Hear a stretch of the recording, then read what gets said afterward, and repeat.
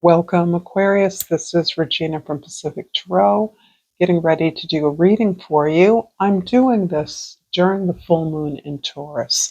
I've already done a full moon in Taurus reading, and I will attach that to this reading, but this is simply taking advantage of the powerful energy that I feel as we anticipate Pluto's change into Aquarius, your sign.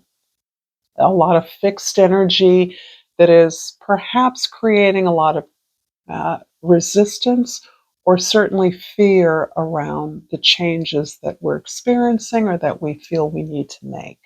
So, if you're interested in a personal reading, please look in the description box for information about what I offer, where I'm featuring a half off sale through the end of the year. Um, Thank you so much for being here, Aquarius. Let's get started with your overall energy, the Three of Wands. Three of Wands is you anticipating new opportunities in an unfamiliar field or community. You're looking out at ways to reconfigure your skills, your talents, your interest in ways that require a little research, some feedback, some networking, some input from others, which you are waiting for in anticipation of validation or confirmation around ideas that you're thinking about as you seek these collaborators to help you develop this idea further. In the present, we have the Seven of Cups. As you contemplate setting up this new vehicle for your ideas, for your expansion, for your growth, you are aware that there are many opportunities that you might have considered before as being the likely appropriate rewards for work well done. You're less interested in the superficial trappings of success as you are with moving forward towards an idea that has tremendous significance for you, that you're inspired to move forward in this particular way with this particular skill, service, interest, or product that you want to develop. You're also aware that these former perks of success are distractions, and they're distractions that you are not opposed to, but you're aware now that they're distractions, that they take you off your game, they take you off your track, that they are actually irrelevant to the work that you desire to accomplish, and that they're actually not the reason that you're doing what you're doing. In the past, the Eight of Wands, a lot of movement, a lot of action, Aquarius, and I dare say that the planet of Pluto has been did touch into Aquarius in the spring of this year, giving us a little bit of taste of what is coming up on the global stage and in our own personal sense of empowerment. So that these ideas have been flirted with already, this energy. And as a result of that, new ideas, information, invitations, offers have been coming in for a while. You may be inundated with new choices and opportunities, which in many ways naturally gives rise to the tantalizing offers and possibilities that you see before you. In the future, the High Priestess. The High Priestess is about what you know to be true for you. This is not the information that you share or need to share with others. Instead, this is your ability to reflect over a time when you were unclear as to your role, perhaps when you were not aware that your powerful intuition was a superpower, when your sense of difference or not belonging excluded you, hurt you, limited your capacity to work at full steam, full capacity. And now you're in a place where you've learned a lot about yourself. You've learned a lot about your superpower, how your differences are relevant and absolutely necessary for you to make the contribution that you are primed to make. There's a sense of deeper self acceptance here, that you understand that you, in many ways, are reclaiming a role that you came here to play, that your ancestors, your forebears, your heritage has prepared you for, and that you now have gained wisdom from what you now understand about yourself, wisdom that you can leverage. You don't need to speak. And I'm going to pull an oracle card and hope that this reading is resonating for you so far. If so, please like this video, please share this with others, and please subscribe to my channel, Pacific Tarot. It is greatly appreciated. And I pulled the card Perseverance. I know that I can do whatever I set my mind to. And again, I dare say that your ancestors, your cultural heritage, however you define that, your familial, your family of origin, however you define your lineage, is powerfully backing you. There is a host, there is a council that is at your back, that are your wings, that have moved you forward, that are pushing you forward as you've learned to accept their presence in your life, accept their guidance, ask for their guidance.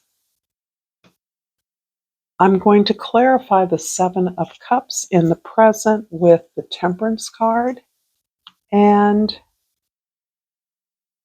the Page of Wands. Yes, you're enthusiastic, you're excited, you're like a kid in a candy shop. But this is not relevant to the joys, the perks, the offers that you are receiving. They're pretty inspirational, they're pretty validating, and because they're things you thought you would have always wanted, then you are stoked by them. You're gratified by them. They're stroking your ego. However, you understand that there are larger issues at play here, that you have worked long and hard to balance the external opportunities that are available to you and the internal sense of capacity, of ability, of deservedness. You've worked on that for a long time, particularly, and I know this comes up so often for Aquarians. You have perhaps always felt a little different, a little unusual, marching to a different drummer. If you haven't felt that way, it certainly has been pointed out to you in some manner. You do things in your own way. You understand, you receive information at a level others don't always see or appreciate. And you have spent your life, a lot of your life, depending on where you're at, trying to balance these two energies, what you know to be right for you and how others see your capacity, the perception of you. This is about really healing and refining your better qualities, improving upon your skills. It isn't just about being liked by others or seeking their approval. It's about being a better person inside to be able to match the opportunities and challenges that you face. In the past, the Eight of Wands is clarified by the Six of Wands and the Hermit card. It's interesting because no matter what you do, what environment you're in, generally you're successful. You have a way of committing to the team, of understanding what the workers need, The underdog experience is one you keenly feel. You see the flaws in the structure in a way that can be maddening for others. It can even be maddening for you, but you are not content with the status quo at any level, as you simultaneously are committed to the collective well being. And in that way, your successes, your ability to speak out, your ability to do your part of a task impeccably earns you the respect and admiration of those you work with and work for. Your peers admire you, respect you, and that is worth everything to you. And that empowers you to retreat, to go within and determine to learn how you can better serve this collectivity, which you completely understand. This is not an alternative to you. This is the reality of the well being of the planet, of your community, of your environment. You understand that. Uh, the commitment to the good of all is what inspires you and what pulls you into your own space, looking for the answers for the ways that you can better serve. You can be a better person, ways you can learn, being open to new learning so that you stand on your authority, the right to be who you are and the right to make the contribution that you make, despite its outer, sometimes chaos, breaking things apart. In the future, the High Priestess is clarified by the Eight of Pentacles and the Seven of Pentacles. I see you at sort of a stasis in your professional practice, your relationship, whatever effort you're making that is of significance at this time. And you're really evaluating the way that you have perhaps run at opportunities and intuitively kind of seeded conflict or chaos when that was not your intention. However, you understand how now to leverage the wisdom that you've gained uh, in order to work more efficiently and more productively, to get more done with less effort. Certainly, no more effort, but to be more productive. So, this is about working smarter, not harder. And in fact, you are finding this self acceptance of your unique gifts, your unique voice, the message that you're able to articulate in a way that people can hear it, the people who it would serve can hear it.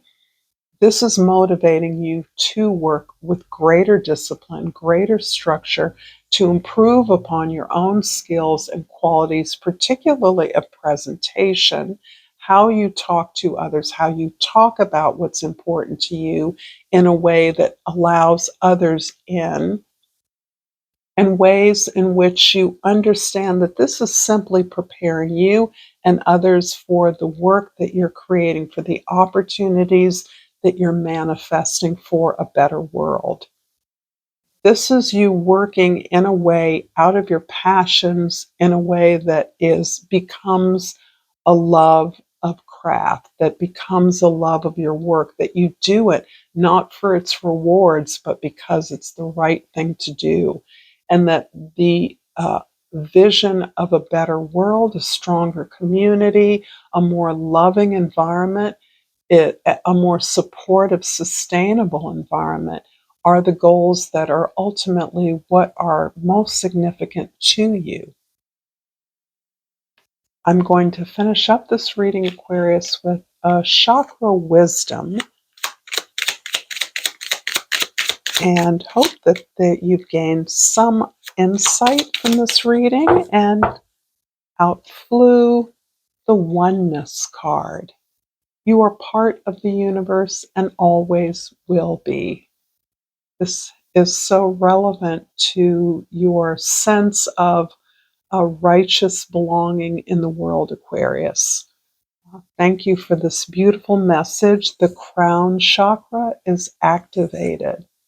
You are channeling your highest purpose, your highest self. Until next time, Aquarius, namaste.